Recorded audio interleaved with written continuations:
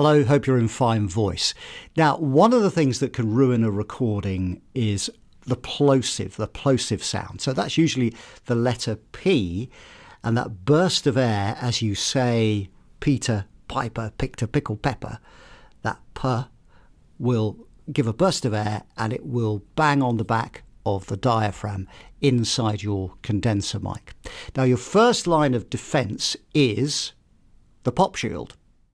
And that's really just a disc of gauze, or sometimes it's a double one, and it will diffuse the air. So your plosive, your letter P, will be nice and smooth as it travels through to the microphone, and it'll be fine.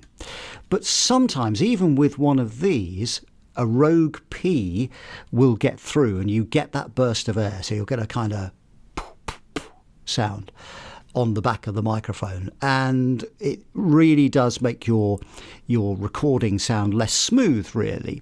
So you want to try and smooth it out, and one of the ways to fix it is to go into your software, so your digital audio workstation, and fix it there. So I'm going to use Audacity, and let's have a look how we can make your P's nice and smooth.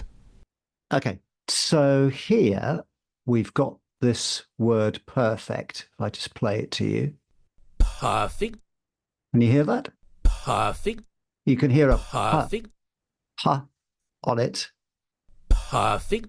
Okay, so what I need to do is just look at it. So I'm going to zoom in. That looks like the P there. And if I zoom in using the zoom tool, there we go. And you can see the P. Can you see that and hear it? So now what I want to do is just do a fade in right at the very beginning. And I'm going to go to Effect, Fading, and Fade in. So press Fade in. Let's try it now. I can't really tell, but let's have a listen.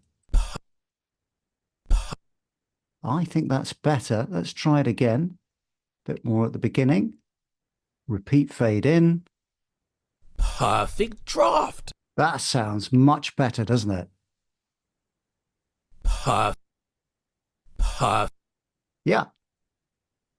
Perfect.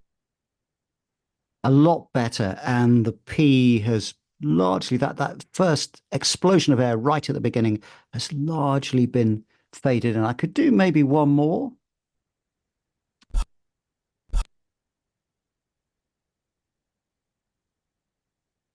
Might be too much, but let's see. Perfect.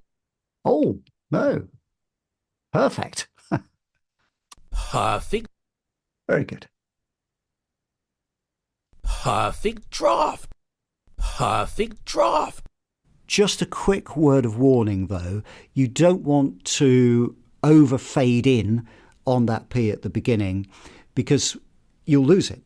And you'll lose that the essential kind of per sound. So we still want to hear the P, otherwise you'll get effect in that particular case, and you don't want that. So it's trial and error, really, because some P's are stronger than others, and others will be weaker. So you don't need to apply very much at all.